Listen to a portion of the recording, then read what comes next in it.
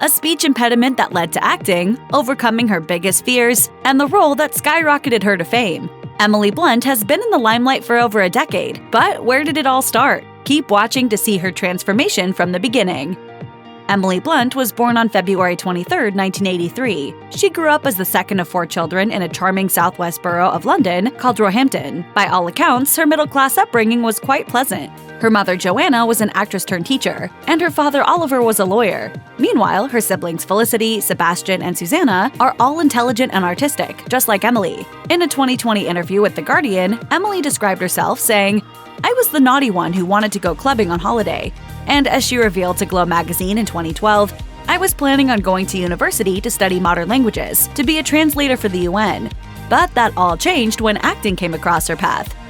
Emily Blunt's childhood wasn't without its struggles, as she developed a stutter when she was around 6 years old. By the time she was 11 or 12, it had become a consistent part of her speech. As she explained to Marie Claire in 2020, "It wasn't the whole part of me, it was just a part of who I was. There were certain people who liked to define me by that. That was tough."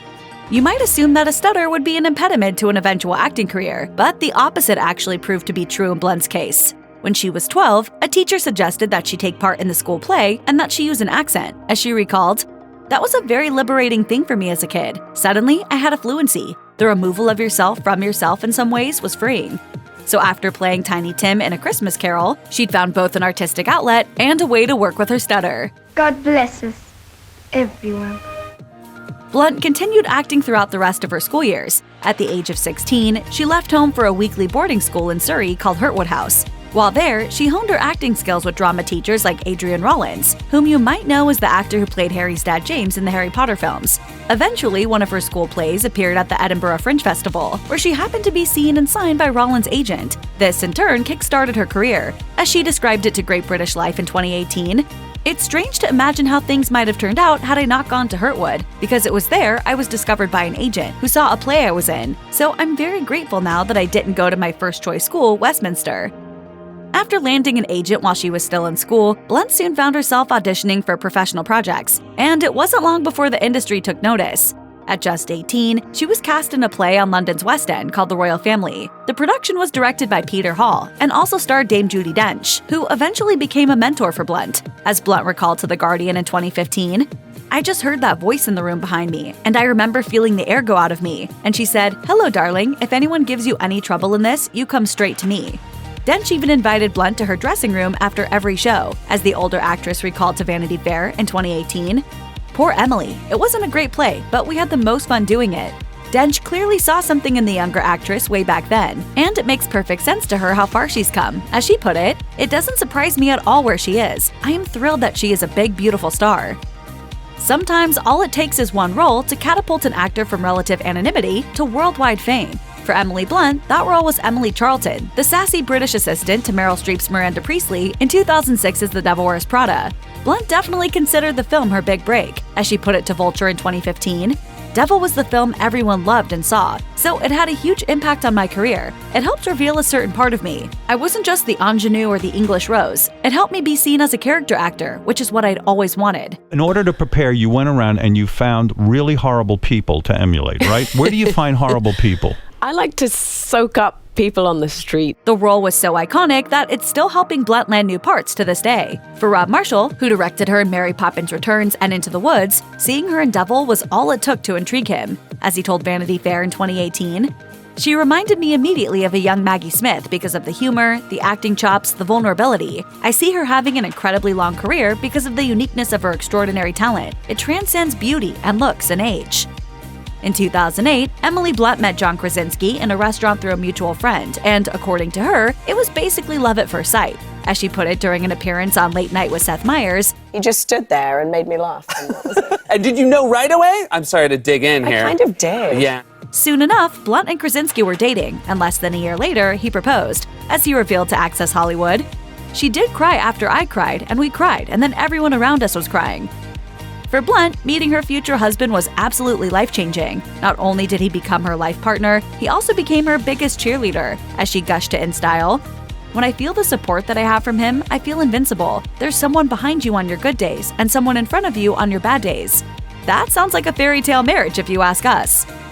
Many little girls grow up dreaming of a career on the stage or screen, in which Hollywood is a mystical, magical place where dreams really do come true. Emily Blunt used to be one of those little girls with big dreams, but over the years, her perception has changed. As she mused to Vanity Fair in 2018, Hollywood appears to be made of rainbows and sunbeams. Then you realize it's called show business because it is a business.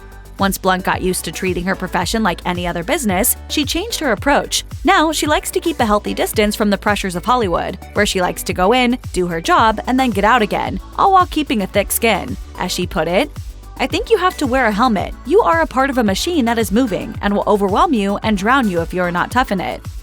Nowadays, fans of Emily Blunt know that she's an incredible singer, which she's demonstrated clearly in Mary Poppins Returns and Into the Woods. However, there was a time when she wasn't exactly the confident belter that she is today. In fact, when her agent offered her the opportunity to audition for musicals, such as the musical 9, she flat out refused to go to them. As she confessed to Deadline in 2014, "I got approached to go and audition for all of them, and I sprinted away as fast as I could. I was very daunted to go and sing for people." So, what changed? Well, apparently, Blunt simply couldn't say no to the team involved with Into the Woods. As she explained, "I was very reluctant to audition, but I felt encouraged by director Rob Marshall this time. Also, there were all kinds of temptations going on with Into the Woods, such as working with Meryl Streep again. Thank goodness Blunt finally plucked up the courage to show off her pipes." In 2018, Emily Blunt took on the legendary role of a certain British nanny in Mary Poppins Returns. The iconic part was first played on the big screen by Julie Andrews in the 1964 original. Naturally enough, Blunt realized that she had some pretty big shoes to fill, but when director Rob Marshall offered her the role, she was able to brush her fears aside. As he revealed to The Hollywood Reporter, "I heard her inhale with excitement. I knew that, of course, we all had trepidations and fear about how you follow that brilliant first film. But I know how fearless she is, and I knew she would say yes."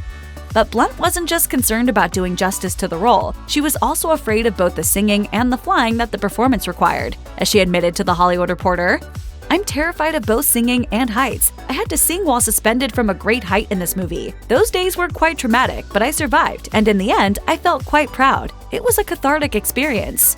It is wonderful to see you. Yes, it is, isn't it? While some celebrities can't seem to get off social media, Emily Blunt is quite the opposite. In fact, she is positively resistant to it. What it comes down to is the fact that she prefers to keep her private life private, and she's not exactly worried that she's missing out. As she explained to Vanity Fair in 2018, "I strongly believe that my job is to persuade you that I am playing somebody else, so exposing too much personally is just something I can't get on board with." And when it comes to interacting with fans, Blunt follows some advice that she received from Frances McDormand. As Blunt noted, when someone asks her for a picture, she says, "You know what? I've actually retired from that, but I would like to shake your hand and meet you." So now you know what to do if you run into Blunt in public and want to say hi. Many actors begin to explore other creative roles behind the scenes after their careers in front of the camera really take off. After all, when they're only actors, they typically have little control over the direction of their projects. So perhaps Emily Blunt had all that in mind when she got into producing. Specifically, in 2022, she's executive producing and starring in The English, a miniseries about a woman seeking revenge for the murder of her son. For Blunt, slowly moving into a producing role has been an important change in her career. As she explained to Harper's Bazaar in 2020, "You get to the point where you've been doing something long enough and you do have an opinion. It's a very hard thing for a British person to start discovering their own worth. But at some point, you've got to." We can't wait to see if Blunt's work behind the camera is just as spellbinding as the rest of her career.